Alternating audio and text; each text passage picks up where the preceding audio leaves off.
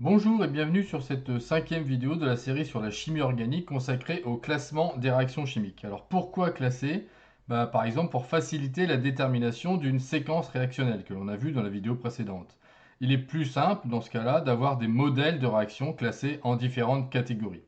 Alors il y a plusieurs classements.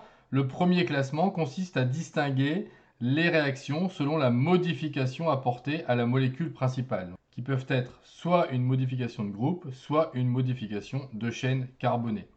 Commençons par les réactions avec modification de chaîne, c'est-à-dire lorsque le nombre de carbone ou alors le renchaînement dans la molécule principale parmi les réactifs est modifié par la transformation. Il va donc y avoir apparition et ou disparition de liaisons carbone-carbone. Regardons quelques exemples. On peut avoir diminution du nombre de carbone, comme ici dans une réaction de vapocraquage, dont le but est d'obtenir de plus petites molécules. Ou encore augmentation, comme ici. Ce que l'on a déjà vu aussi dans le cas des polymérisations. On peut aussi avoir une réorganisation des liaisons avec évidemment rupture et reformation. Alors attention, une modification de chaîne peut induire la création, la modification ou la suppression de groupes caractéristiques et donc va empiéter un petit peu sur la deuxième catégorie qui est donc la modification de groupes caractéristiques. Cette fois-ci, le nombre de carbone et la structure restent identiques dans la molécule principale et il faut qu'un des groupes caractéristiques soit modifié par la transformation. Regardons à nouveau sur quelques exemples. On a ici par exemple la création d'une fonction alcool à partir d'un alcène. Ici, la transformation d'un groupe nitro NO2 en groupe amino NH2. Et là, la transformation d'un groupe hydroxyle en groupe carbonyle. Autre exemple, la transformation d'un halogénoalcane en alcool.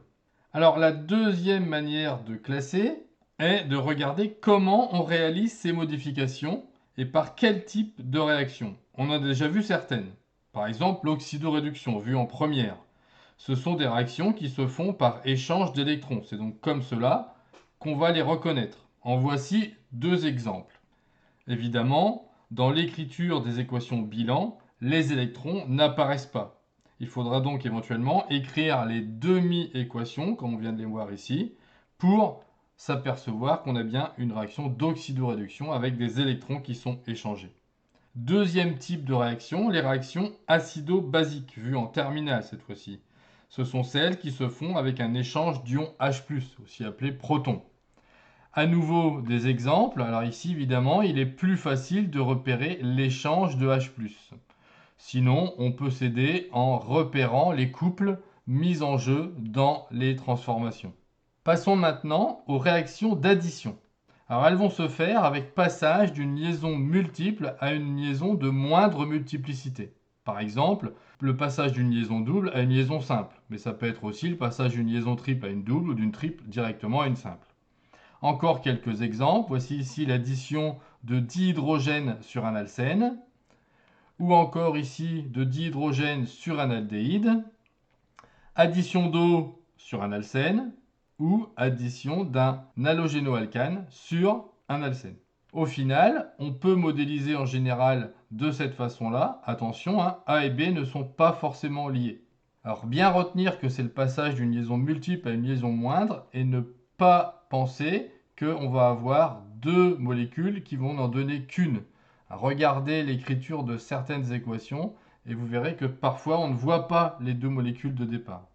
Passons maintenant aux réactions d'élimination qui, à l'inverse de l'addition, se font avec augmentation de la multiplicité d'une liaison. Par exemple, élimination d'une molécule d'eau d'un alcool pour obtenir un alcène. Ou encore le passage d'un alcool à une cétone. Ou encore l'élimination de HBr. Le modèle peut être le suivant. Une nouvelle fois, faites attention au fait de penser qu'à chaque fois, on a une molécule qui en donne deux. Pensez plutôt en termes de multiplicité des liaisons. Enfin, réaction de substitution dans lesquelles on va avoir remplacement d'un groupe par un autre. Par exemple ici, on passe d'un groupe hydroxyle à un groupe qui donne un halogénoalcane. Ou l'inverse, comme ici. On peut aussi avoir une réaction d'estérification où on remplace le H par un radical alkyle. Donc le modèle peut être écrit sous le suivant en retenant que YZ ou XZ peuvent être séparés à la fin. Voilà, c'est tout pour cette vidéo. Je vous remercie. À bientôt et au revoir.